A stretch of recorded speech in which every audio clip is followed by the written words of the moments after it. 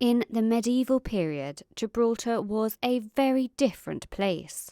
Not only was the rock under Spanish control, raids from Barbary pirates coming across the straits were common. Southport Gates were built to defend the city from these attacks. These days, though, it's mostly growing vegetation that's causing problems for these historic walls. So vegetation throughout time has found the weakest points, which is essentially between the medieval wall and the Victorian wall, and it's started to grow.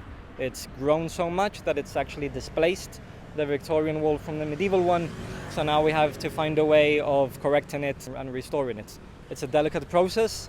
We are using a very specialist heritage company, and the museum conservator, my colleague Manolo Hayen, is leading on that. So essentially what we need to do is remove all the woody vegetation from the walkway and between the two main walls.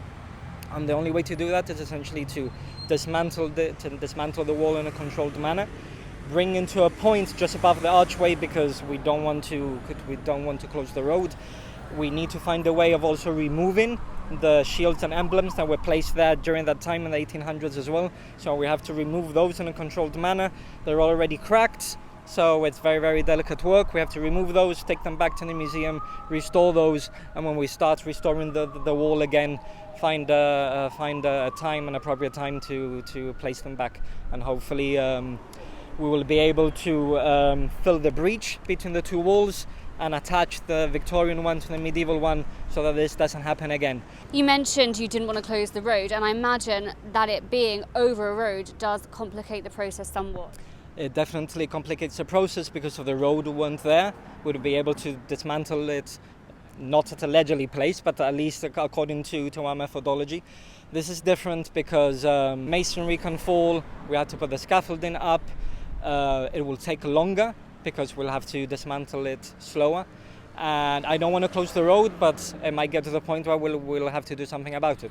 I've also noticed scaffolding at the convent. It appears to be undergoing what seems to be a deep clean of sorts. Yeah, so it's slightly more than a deep clean. So the facade was in a dire condition. You go past it and you take it for granted that that's what it looks like and that's it. But we've been restoring it for the past year or so, area per area. So we probably won't finish until next year, maybe the year after that, it depends. But once it's finished, you'll definitely see the difference, because it's a full restoration of the facade, which means that even brickworks, actual brick, are being removed, and we're actually creating it and placing it ourselves. So it takes time, but hopefully it'll be worth it, and it'll be there for another generation or so. Dominic says him and the team love what they do, which is a good thing given all the historically significant structures around the rock. There will always be something to keep them busy.